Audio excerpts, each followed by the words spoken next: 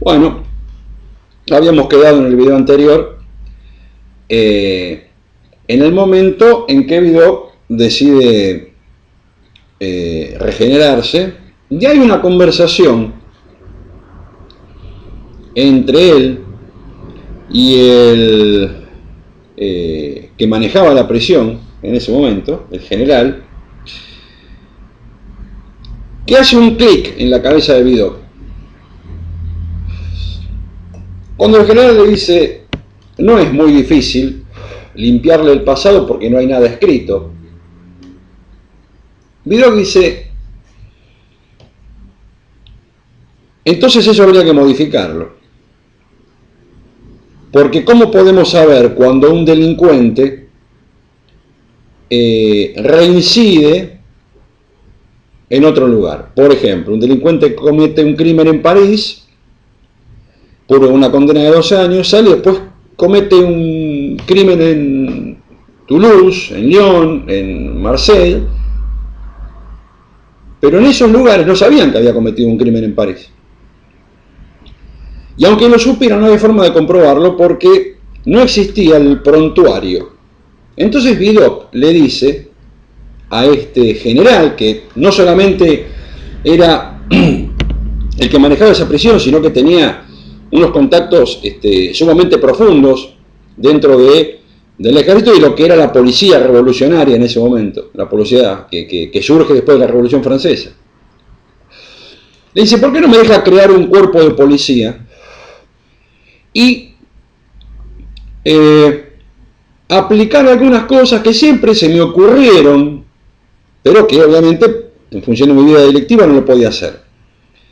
Y este general lo autoriza.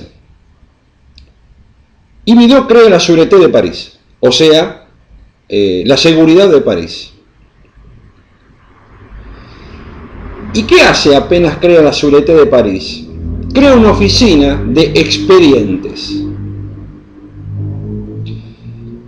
donde constaba cada crimen cometido por los delincuentes y alguna marca personal para poder identificarlo en una reincidencia, en un próximo delito cometido por este tipo.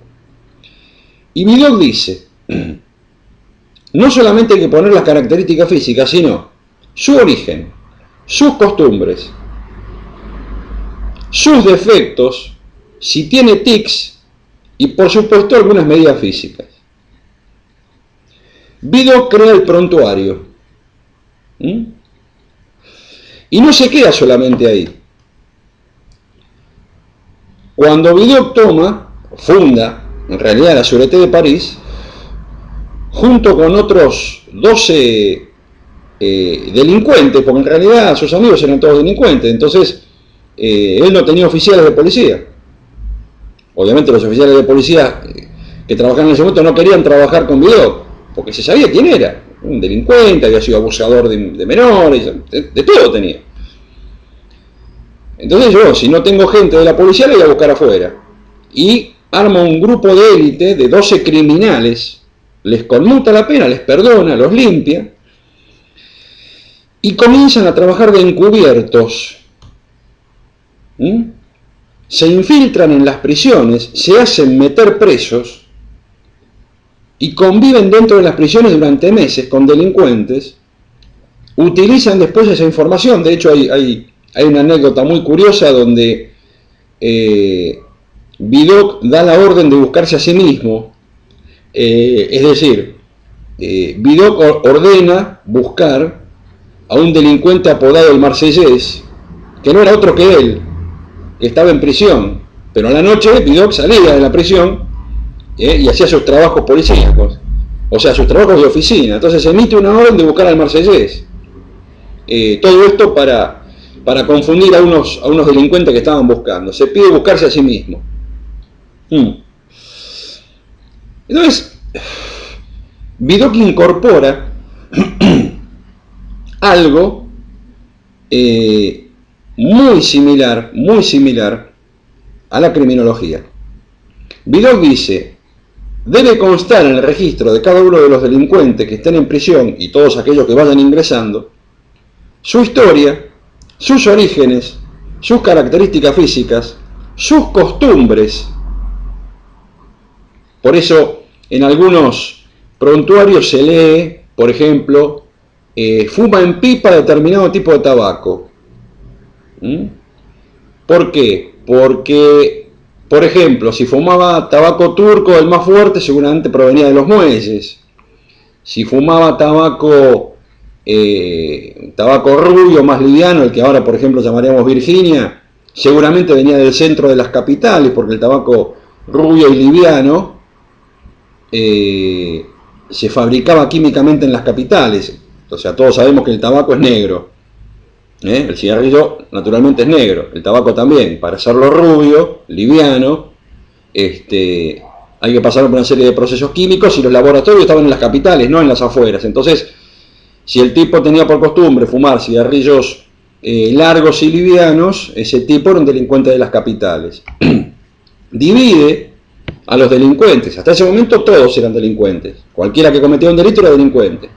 Vidocq hace el primer degradé, el primer listado, que comienza con estafador y termina en criminal recurrente, tipo que había caído varias veces preso por cometer asesinatos. Pero en el medio hay una gran lista fabricada por Vidocq, donde está, por ejemplo, otro dato muy curioso: Vidocq es el que por primera vez determina que un criminal que comete crímenes en su propio pueblo es un criminal sedentario. Hay un apartado en esa lista de Vidocq donde se ve que están bautizados como sedentarios varios criminales. Y cuando se investiga por qué, se ve que Vidocq los puso en esa lista porque los tipos habían cometido crímenes en su mismo pueblo, en su misma localidad. No salían de ahí para cometer crímenes. Lo cometían, entonces Vidocq los llamó sedentarios.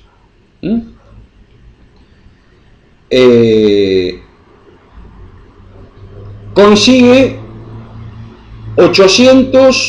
alrededor de 850 casos solucionados en un año con este sistema, Vidocq. Muchos criminales que habían cometido varios delitos y no les importaba porque no había ningún registro anterior de esos delitos, sufren la pena capital, limpia los muelles, que era lo más peligroso, termina con la piratería, y funda una oficina muy curiosa.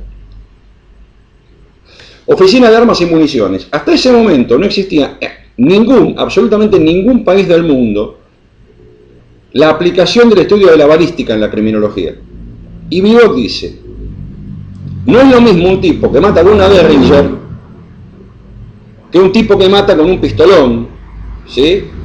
O con un pistolet, como se llamaba en ese momento. En Estados Unidos se estaban probando las primeras balas encamisadas en cobre, estaban llegando a Europa. Samuel Colt lo había hecho en 1823. Y por supuesto habían aparecido los primeros revólveres con 8 alveolos, los Ruger. Entonces empiezan a aparecer en ese momento en Europa calibres que Europa no conocía, como por ejemplo el 44-40, el 45 Colt, el 38, el 25, el 5.5 americano, que es el 22. Acuérdense que Estados Unidos se maneja por pulgadas y nosotros por centímetros, entonces todo calibre norteamericano, si lo multiplicamos por 4, es el calibre que utilizamos nosotros. Ahora me estoy refiriendo a los argentinos, ¿no? O sea, por eso es 45 en Estados Unidos y 11.25 en Argentina. 11.25 multiplicado por 4 da 4,5. Bueno, todo eso lo vio Vidocq en 1879. Y funda la primera oficina, de hecho, la primera oficina de estudio de balística la tiene la Sûreté de París, justamente porque él entiende que no es lo mismo investigar un crimen cometido por un asesino utilizando un 4440, que una bala inferior, entonces incorpora el segundo gran avance en la criminología europea, Vidocq. Este criminal, abusador, estafador, escapista, ya había incorporado una oficina de archivos, prontuarios y anales. Le faltaba solamente la fotografía, no la tenía, los hermanos Lumière llegan después. Pero después incorpora la oficina de balística. Y no conforme con eso, incorpora una tercera oficina. Que digamos, no dio gran resultado porque Vidocq se toma de las medidas antropométricas de Bertillon, pero incorpora la antropometría, que hasta ese momento no era utilizada por ninguna policía del mundo. Entonces, funda la Oficina de Estadísticas Físicas, donde cada delincuente, después de pasar por todas las oficinas necesarias, tenía que ir a la Oficina de Estadísticas Físicas, se le tomaba el peso, la medida, pero bueno, sabemos que lo de Bertillon duró muy poco. Ahí venía la carrera con el puño lleno de verticilos y de huellas dactilares, Vucetich, entonces, pero ya se había retirado Vidocq en el momento de la llegada de Vucetich. Se retira ya siendo un hombre mayor, pero se retira a la seguridad privada. ¿Y qué funda Vidocq? Vidocq funda la primera agencia de detectives privados europea reconocida, donde se lleva parte de la gente que había delinquido con él, porque él decía que nadie mejor que un delincuente para capturar a otro, porque pensaban de la misma manera. Y durante los últimos 15 años de su vida se dedica a las investigaciones privadas, repito, fundando la primer agencia de detectives conocida de Europa. En Estados Unidos ya estaba funcionando una, que ahora desgraciadamente no puedo recordar el nombre, que es muy conocida, estaba radicada en el este de los Estados Unidos, pero tenía llegada a todo el país. No puedo recordar cómo se llamaba esa agencia, Pinkerton, ahí está. La agencia Pinkerton fue la primera americana, que de hecho tuvieron que ver con la captura de Jesse James, por lo menos aportaron información, bueno, trabajaban con bandidos rurales también. Pero la primera europea fue la de Vidocq. Murió de viejo en su casa, rodeado de algunos familiares y de muchos criminales, por supuesto, como correspondía a Vidocq. Bueno, ese fue François Vidocq, un tipo que empezó robándole dinero al padre en su panadería, fue corsario, fue estafador, fue ladrón, escapó de una enorme cantidad de prisiones, escapó varias veces de la pena de muerte, le dieron la llave de una prisión y antes de las 48 horas volvió para demostrar que realmente se quería regenerar, funda la Sûreté de París. Y no sé si ir tan allá como van los franceses, pero los franceses dicen que fundó la criminología. Para los franceses el fundador de la criminología es François Vidocq, porque incorpora lo que hasta ese momento ningún país del mundo tenía, que era una oficina de archivos y prontuarios, incorpora la balística como ciencia e incorpora la biométrica como ciencia. Entonces, tal vez los franceses no estén tan equivocados. Je ne sais pas. Bueno, les quería hablar de este muchacho, que es en la primera mitad de su vida es un delincuente, pero después resulta muy simpático este foro. En realidad a mí me resulta muy simpático en sus dos facetas, ¿no? Desde el principio hasta el final, qué sé yo, a mí me gustan estos tipos que no son buenos por las leyes, sino son buenos cuando se les da la gana, qué sé yo, no sé, me gustan, la verdad que mis amigos son así.